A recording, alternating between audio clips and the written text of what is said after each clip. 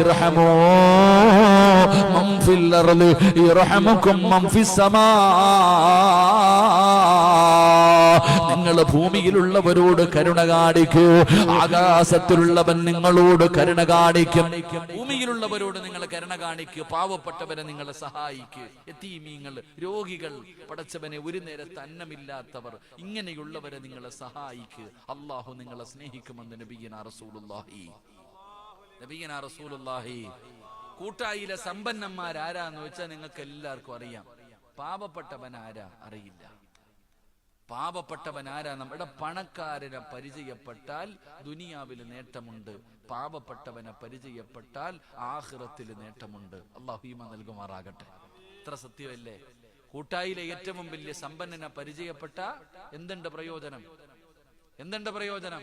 നാട്ടിൽ പ്രയോജനമുണ്ട്.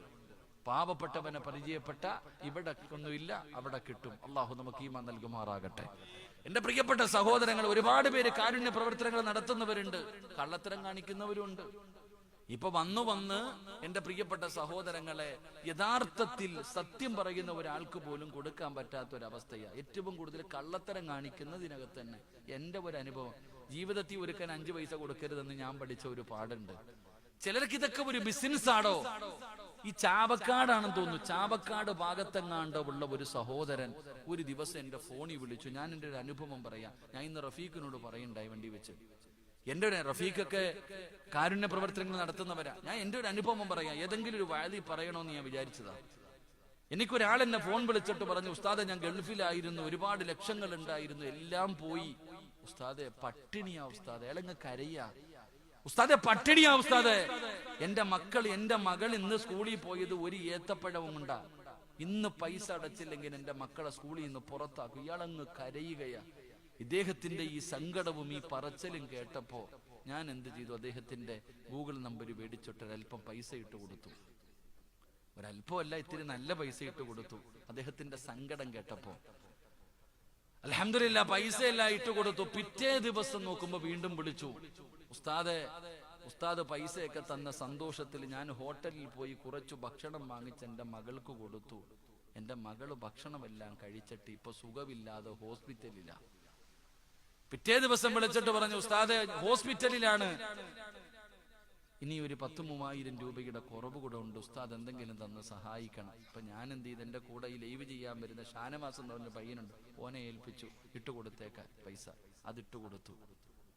എന്റെ പ്രിയപ്പെട്ടവരെ, പിറ്റേ ദിവസം വെള്ളിയാഴ്ച രാവിലെ ഒരു 10 മണിയാകാറായി. ഇദ്ദേഹം വീണ്ടും വിളിച്ചു. അദ്ദേഹം മൂന്നാമതും, വല്ലാഹി ഞാൻ കള്ളം പറയല്ല, മൂന്നാമതും ആ മനുഷ്യൻ വിളിച്ചിട്ട് പറഞ്ഞു, ഉസ്താദെ എന്റെ മകള് മരിച്ചുപോയി. സുബ്ഹാനല്ലാഹ്, എന്റെ മകള് മരിച്ചുപോയി ഉസ്താദെ, മയ്യത്ത് കൊണ്ടുപോകണം, അതുമായി ബന്ധപ്പെട്ട കാര്യത്തിനൊന്നും എന്റെ കയ്യിൽ 5 പൈസ ഇല്ല, കുറച്ച് പൈസ ഉസ്താദ് തരണം. ഇത് കേട്ടപ്പോ ഞാൻ തന്നെ ഷോക്കായി പോയി. അല്ലാഹ്, പടച്ചവൻ എന്താ റബ്ബേ കേൾക്കണത്? വല്ലാത്ത വിഷമം വന്നു. അവസാനം ഇദ്ദേഹം ഇങ്ങനെ വിളിക്കുന്നത് കാരണം ഞാൻ പള്ളിയിൽ കയറാൻ സമയമായപ്പോ ഷാനവാസിനോട് ഞാൻ പറഞ്ഞു, മോനെ നീ അദ്ദേഹത്തിന്റെ അഡ്രസ് വല്ലതും ഉണ്ടെങ്കിൽ ഒന്ന് വാങ്ങ്.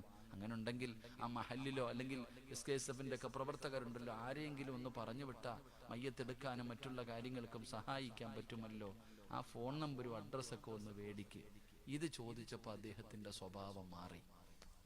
എടോ, അദ്ദേഹം പട്ടിണി കടന്നു എന്ന് പറഞ്ഞത് ഞാൻ സഹിക്കാം, ഹോസ്പിറ്റലിൽ കൊടുക്കാൻ പൈസ ഇല്ല എന്നത് പറഞ്ഞ് നമുക്ക് സഹിക്കാം. ഏതെങ്കിലും ഒരു മനുഷ്യൻ മക്കള് മരിച്ചെന്ന് പറയൂടോ? ഏതെങ്കിലും? അതാ അദ്ദേഹം പറയാൻ, എന്റെ മോള് മരിച്ചുപോയെന്ന്. അല്ലാഹു മനുഷ്യന് പുറത്തു കൊടുക്കുമാറാകട്ടെ. അമ്മീൻ പറയടോ, പുറത്തു കൊടുക്കുമാറാകട്ടെ. ഇത് ഇങ്ങനെ ചെയ്യുന്നവരുണ്ടോ? ഇങ്ങനെ ചെയ്തു കഴിഞ്ഞാൽ പിന്നെ സഹായിക്കേണ്ട ഒരുത്തർ ആരെങ്കിലും സഹായിക്കുമോ? ഇല്ല. ഇതുപോലെയുള്ള കാര്യങ്ങൾ ഞാൻ എല്ലാവരെയും കുറ്റപ്പെടുത്തിയതൊന്നുമല്ല. ഇതുപോലെയുള്ള കാര്യങ്ങൾ ചെയ്യുന്നവർ നോക്കിയും കണ്ടും കൊടുക്കണം. അൽഹംദുലില്ലാ. അല്ലാഹുവേ, കാരുണ്യ പ്രവർത്തനങ്ങൾ നടത്തുന്ന എല്ലാവർക്കും നീ അർഹമായ പ്രതിഫലം കൊടുക്കണം പടച്ചവനെ.